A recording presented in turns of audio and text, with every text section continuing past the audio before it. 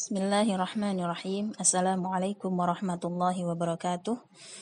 Innal hamdalillah nahmaduhu wa nasta'inuhu wa nastaghfiruh wa na'udzu billahi min syururi anfusina wa min sayyiati a'malina. May yahdihillahu fala mudhillalah wa may yudlil fala hadiyalah.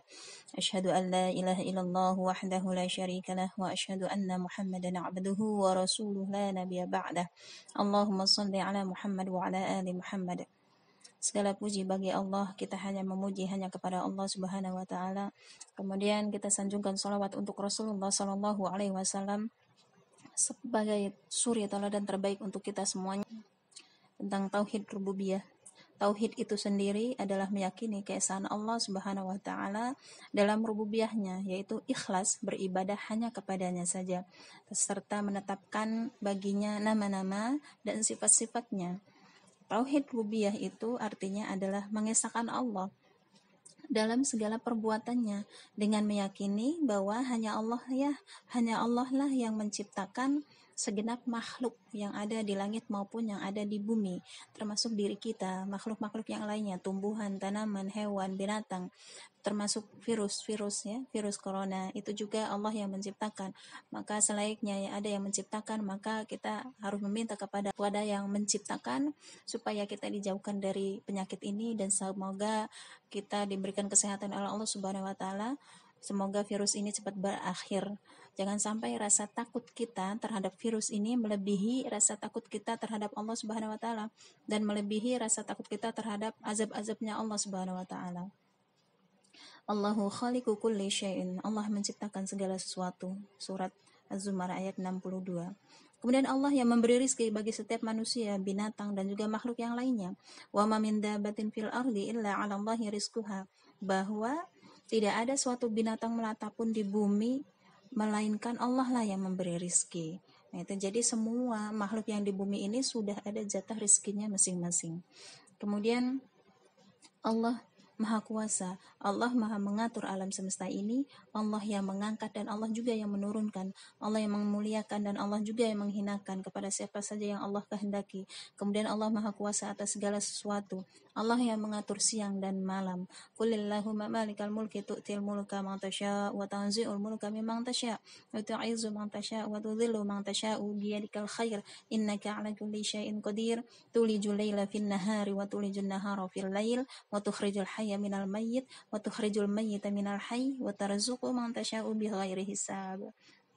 Bahwa Allah lah yang memiliki kerajaan dan Allah akan berikan kerajaan kepada siapa yang Allah kehendaki dan Allah cabut kerajaan itu kepada siapapun yang Allah kehendaki. Allah muliakan dan Allah hinakan kepada siapapun yang Allah kehendaki dan Allah hidupkan dan juga Allah matikan. Allah juga memberi rizki kepada siapapun tanpa hisab sesuai dengan kehendak Allah Subhanahu wa taala. Surat Ali Imran. Nah, di sini bahwa Allah menyatakan bahwa hanya Allah yang menciptakan dan Allah memberi rizki kepada makhluknya. Kemudian Allah juga menyatakan tentang keesaannya dalam rububiyahnya, yaitu di dalam surat Al-Fatihah ayat 2. Alhamdulillahi rabbil alamin. Segala puji bagi Allah, Tuhan semesta alam. Bahwa di sini ketika kita memuji, yang berhak untuk dipuji itu hanyalah Allah. Sedangkan kepada manusia itu tidak berhak untuk dipuji. Ketika kita memuji manusia, jangan sampai pujian itu melebihi pujian-pujian kita terhadap Allah Subhanahu wa taala. Nah, kemudian Allah menciptakan semua makhluknya itu di atas fitrah, pengakuan terhadap rububiyahnya. Bahkan orang-orang musyrik yang menyekutukan Allah dalam ibadah juga mengakui keesaan rububiyahnya Allah di dalam surat Al-Mu'minun ayat 86 sampai ayat 89. Di sini jelaskan bahwa jenis tauhid ini diakui oleh semua orang. Jenis tauhid rububiyah ini diakui oleh semua orang, termasuk orang-orang musyrik. Tidak ada umat dimanapun yang menyangkalnya. Bahkan hati manusia sudah difitrahkan untuk mengakuinya, melebihi fitrah pengakuannya terhadap makhluk yang lainnya, gitu. Seperti yang diceritakan Nabi Musa ya, ketika Fir'aun, seorang musyrik ini mengaku sebagai Tuhan, tetapi sebenarnya di dalam hatinya adalah ada pengakuan terhadap Allah, ya, terhadap Allah yang menciptakan, Allah yang memelihara, Allah yang maha menghidupkan, dan Allah yang maha mematikan gitu. Wajahadu biha wastayaqanatha anfusuhum dzulman wa uluwan, dan mereka mereka mengingkarinya karena kezaliman dan kesombongan mereka, padahal hati mereka meyakini kebenaran itu. Nah, begitu pula dengan orang-orang yang mengingkarinya di zaman sekarang ini, seperti komunis, ateis, yang mereka tidak mengakui adanya Allah, tidak mengakui keesaan Allah.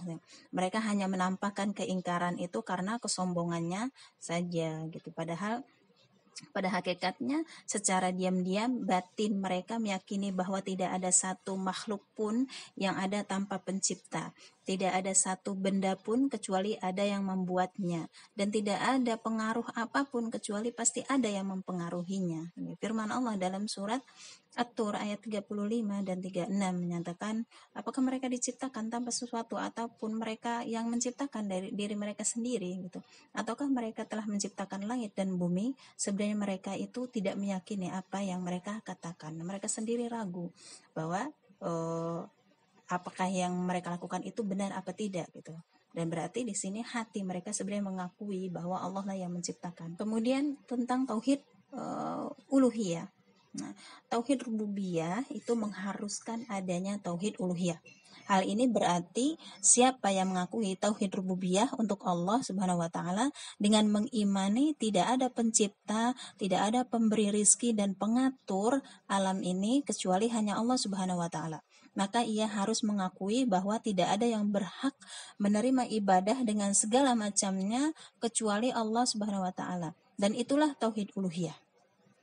Tauhid uluhiyah itu adalah tauhid ibadah, karena ilah maknanya adalah ma'bud, yang disembah. Maka tidak ada yang diseru dalam doa kecuali Allah Subhanahu wa taala. Tidak ada yang dimintai pertolongan kecuali hanya kepada Allah. Tidak ada yang boleh dijadikan tempat bergantung kecuali hanya Allah. Tidak boleh menyembelih kurban atau bernazar kecuali untuk Allah, dan tidak boleh mengarahkan seluruh ibadah kecuali untuk Allah dan karena Allah semata. Jadi tauhid rububiyah adalah bukti wajib tauhid uluhiyah. Karena itu Allah seringkali membantah orang-orang yang mengingkari tauhid uluhiyah dengan tauhid rububiyah yang mereka akui dan yakini itu. Seperti firman Allah, Ya ayuhan nasu ubudu rabbakumul ladzi khalaqakum walladzina min qablikum la'allakum tattaqun alladzi ja'ala lakumul arda firasyan was samaa'a bina'an wa anzala minas samaa'i ma'an fa akhraja bih minas samarati rizqan lakum fala taj'alu lillahi andada wa antum ta'lamun. Bahwa Allah menciptakan kita, Allah yang menciptakan kita dan sebelum kita, itu orang-orang sebelum kita, agar bertakwa kepada Allah, menjadikan bumi ini sebagai hamparan bagi kita dan menjadikan langit adalah sebagai atapnya. Kemudian Allah menurunkan hujan dan dari hujan itu Allah memberikan buah-buahan, memberikan rizki untuk kita semuanya. Karena itu jangan sampai kita mengadakan sekutu-sekutu bagi Allah Subhanahu wa taala.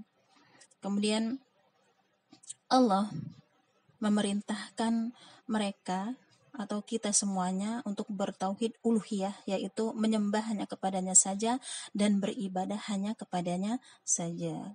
Gitu. Maka tauhid rububiyah adalah pintu gerbang dari tauhid uluhiyah. Inilah kira-kira tauhid uluhiyah itu menjadi tujuan dari penciptaan manusia. Ya, Allah berfirman dalam surat Az-Zariyat ayat 56, "Wa ma khalaqtul jinna wal insa illa liya'budun." Jadi manusia ini, jin, diciptakan oleh Allah hanya untuk menyembah kepada Allah saja, dan aku tidak menciptakan jin dan manusia melainkan supaya mereka menyembah kepadaku. Artinya kita hanya beribadah hanya untuk Allah saja. Semua ibadah mestinya tertuju hanya kepada Allah, pengagungannya hanya kepada Allah, penghormatan, kemudian rasa takut, doa, pengharapan, taubatnya, tawakal kita, minta pertolongan dan penghambaan dengan rasa cinta dan penuh rasa takut hanya kepada Allah saja. Demikian tentang tauhid rububiyah dan uluhiyah. Assalamualaikum warahmatullahi wabarakatuh.